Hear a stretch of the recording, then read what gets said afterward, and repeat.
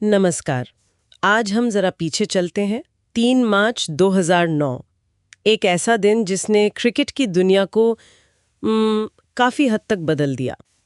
हम बात कर रहे हैं लाहौर में श्रीलंकाई क्रिकेट टीम पर जो हमला हुआ था उसकी। जी। हमारे पास इस घटना से जुड़े कुछ नोट्स हैं, कुछ जानकारी है, और कोशिश यही है कि इस हमले को, इसके असर को और इसमें जो एक सर्वाइवल की कहानी भी है उसे थोड़ा गहराई से समझें।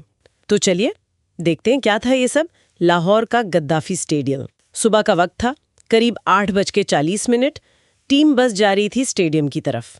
तीसरे दिन का खेल था। हाँ, और ये याद रखना भी जरूरी है कि श्रीलंका टीम वहां थी क्यों।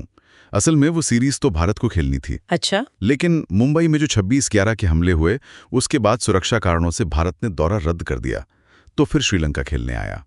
तो सुबह टीम बस स्टेडियम के पास, वो लिबर्टी राउंड अबाउट है ना, वहां पहुंची ही कि अचानक सब बदल गया। हाँ, मतलब अचानक से हमला। करीब 12 बंदूकधारी बताए जाते हैं। जी, और उनके पास सिर्फ बंदूकें नहीं थी, रॉकेट लॉन्चर, ग्रेनेड, पूरी तैयारी से आए थे। और उन्होंने बस पर गोलियां चलानी शुरू कर दी। बिल्कुल, घात लगाकर हमला। खिलाड़ियों ने बाद में बताया कि गोलियां सीट के ऊपर से, सिर के पास से निकल रही थीं। थिलन समरवीरा, थरंगा परमनेवताना, ये घायल हुए। हाँ, उनको छर्रे लगे। कुमार संगाकारा भी जख्मी हुए। Coach Trevor Bayliss, assistant coach Paul Farbrace, कई लोग, सब लोग बस के फर्श पर लेट गए थे जान बचाने के लिए। जाहिर है। और इसी बीच वो बस ड्राइवर मेहर मोहम्मद खलील, हाँ, उनकी बहुत तारीफ हुई थी, एक हीरो की तरह। बिल्कुल, उन्होंने गोलियों की बौछार के बीच बस रोकी नहीं, वो बस को तेजी से भगाकर सीधे स्टेडियम ले गए। कहते हैं कई जानें बची उनकी वजह से। लेकिन दुख की बात ये कि इस हमले में पाकिस्तान के 6 पुलिस वाले और 2 आम नागरिक वो मारे गए। जी, और जो अंपायर्स की गाड़ी थी उसमें एहसान रजा, जो रिजर्व अंपायर थे, वो भी बहुत गंभीर रूप से घायल हुए थे। संकारा ने बाद में कहा भी था कि हम तो आसान निशाना थे। गोलियां चलती रहीं, लगा कि बस अब सब खत्म। कितना खौफनाक रहा होगा वो मंजर। बहुत ज्यादा। तो फिर इस हमले के फौरन बाद क्या हुआ? जाहिर है दौरा तो रद्द हो ही गया होगा। हाँ, वो तो फौरन दौरा रद्द। खिलाड़ियों को स्टेडियम से ही पाकिस्तानी एयरफोर्स के हेलीकॉप्टर से एयरलिफ्ट किया गया। उन्हें सुरक्षित बाहर निकाला गया।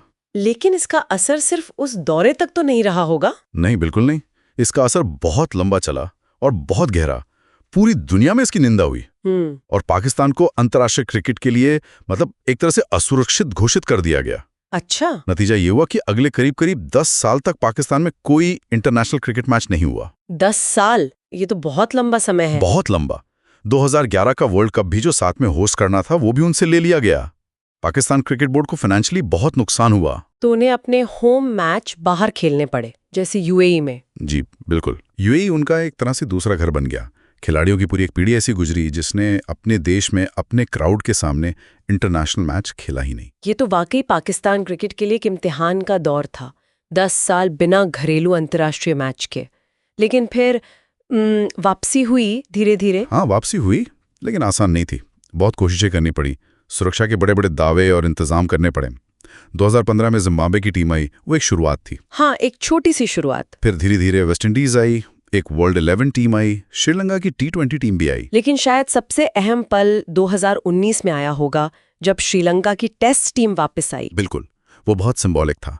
जिस देश की टीम पर हमला हुआ वही टीम 10 साल बाद टेस्ट सीरीज खेलने वापस आई। ये सिर्फ क्रिकेट की वापसी नहीं थी, शायद उस जख्म पर मरहम जैसा था। हाँ, कह सकते हैं।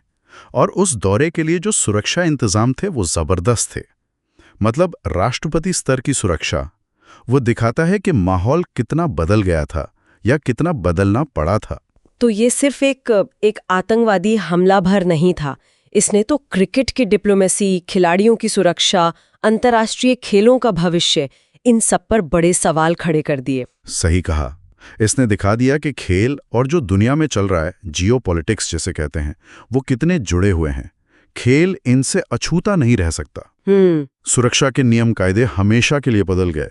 बख्तरबंद बसें, भारी सुरक्षा, ये सब नॉर्मल हो गया। लेकिन इसने पाकिस्तान क्रिकेट की, क्या कहेंगे, एक सहन शक्ति भी दिखाई और खेल का जज्बा भी, कि इतनी बड़ी घटना के बाद भी वो वापस आए। बिल्कुल, ये कहानी सिर्फ हमले और उसके असर की नहीं है, ये वापसी की भी कहानी है। वाकई, और ये हमें सोचने पर भी मजबूर करता है कि क्या खेल कभी राजनीति या संघर्ष से पूरी तरह अलग हो पाएगा? और आज की दुनिया में जहां सुरक्षा एक बड़ी चिंता है, वहां इंटरनेशनल स्पोर्ट्स का भविष्य कैसा होगा?